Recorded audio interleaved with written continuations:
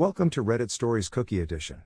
The best cheating videos on YouTube. If you enjoy this content, be sure to subscribe and turn on notification. Now let's get into the video. Ex-wife is now dying, how to be there for my adult son despite being bitter. My ex-wife conducted affairs with 3 guys at the same time at the end of the marriage. She was a manager and fired someone. That someone took revenge and called me to tell me about one guy. She was seeing him on her lunch hour. Which, after a bit of trickle truth, served to reveal there were 3 guys. She then spent a few hours, face to face and on the phone on a couple of occasions, comparing me to one of the guys she was seeing. This is in addition to her physical and emotional abuse in the marriage. I have a scar and several hospital bills to prove the physical abuse. She is angry that he is gay. I'm extremely bitter towards her. Now, several years after the divorce, while she is with a 4th man, she has been diagnosed with a very aggressive cancer and wants to talk to me phone. She moved several hours away. She likely has 60 or 90 days left. But I have to be there for our adult son. I have to admit to thinking it couldn't happen to a better person. It's a terrible thing to think, but the though won't leave. I hate that I am such a thinking this. I am disgusted with myself and am struggling with that thought while trying to be there for our son. I'm a horrid, disgusting person for this thought, but it won't leave. I'm sick about myself for this and I don't deserve his love. But I need to be there for him. I disgust myself. He deserves a better man for a dad. How do I get rid of this thought? How do I stop being so disgusting? How can I be there for my son while being such a terrible person with such a terrible thought? Should I speak with her on the phone as she requested? Should I tell her she is forgiven? Assuming that's what she wants to speak about? She isn't. But I can fake it. Story 2. My GF broke up with me a month ago, but we still keeping on talking and meeting each other. We both are afraid of losing one another. My 21 girlfriend, 21, of 3 years plus, broke up with me 1 month ago. Her reasoning is that she doesn't feel the same like before and got bored in the relationship. I told her it is normal to slowly lose interest over time, but she insisted it's her final decision. She told me she has been losing interest for a few months but didn't mention because she doesn't want to hurt me.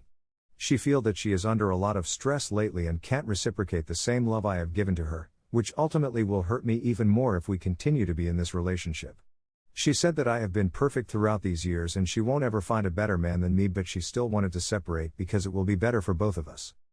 I reckon one of the reasons of her losing interest on me is lack of physical intimacy. Regarding our sex life, we never really had sex in this whole relationship because we're Asians and sex before marriage is considered as taboo here. So we have to hide these things from our strict parents and nosy relatives. We live with our parents and we can't bring lovers into our house. Only option left is hotels.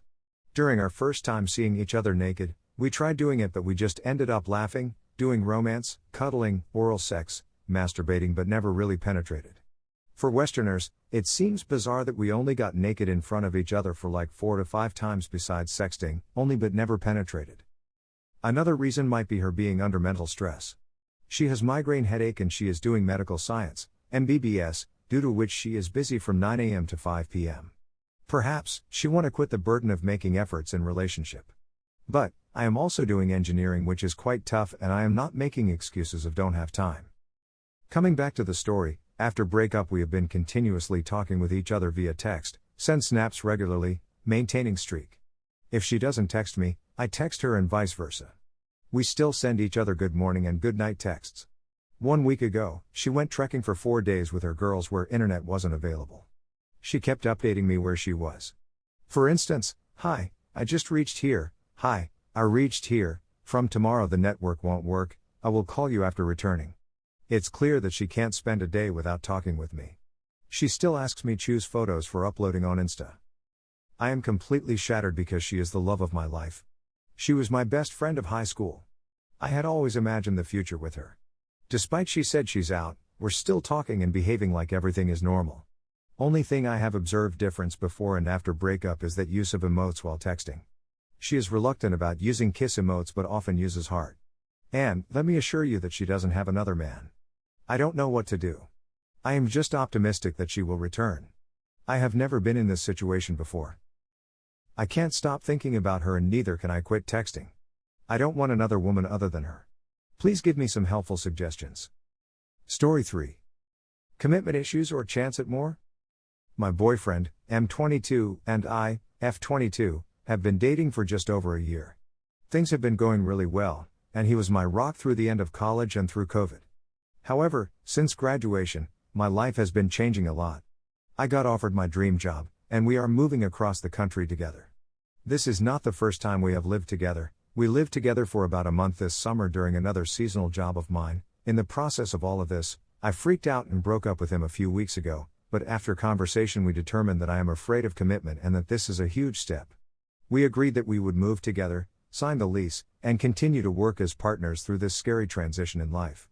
During this decision, I felt truly happy. But through this, I feel like I might be settling because the relationship is comfortable, and I am afraid of hurting him. I am not afraid to be alone, so I personally would find moving alone to be much easier. However, when I think about starting over and going on a date with anyone but him, it makes me sick. I know I love him, but here is the other thing. I have never made it past a honeymoon phase with anyone. I have always been a thrill seeker and tend to get a bit bored after a while. My boyfriend is a comfortable place for me.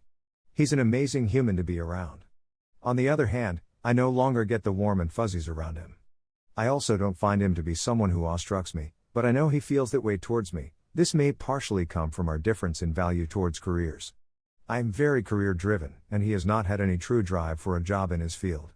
I am also someone who has moved around a lot and done crazy things like big outdoor adventures, and he has always been a bit less adventurous, but is becoming more so with me. We have fun and such, but I don't have that same dreamy feeling. Is this normal? Do most relationships end up losing the sparks? Am I selfish for thinking that I might find someone more attractive? He's very good looking, so I mean this more in that fuzzy feeling sense, adventurous, and have a stronger emotional connection with long term? This is my first long-term relationship, and I do not want to end it just because I am looking for some fairy tale that doesn't exist. I know I can be happy with him, but is it possible that the man I am dating has become more of my friend than a romantic partner? And is that a bad thing? Or could it be good? I plan to take this year to really assess how I feel and to see if the move makes a change, but what if it doesn't? What if I remain in this state of we work well, but I don't feel that strongly? Story 4. Ex-BFF still creeping on my socials. To make a long story short, my ex-best friend of 10 years ended our friendship via text out of the absolute blue. She did it on my birthday weekend to make matters even worse.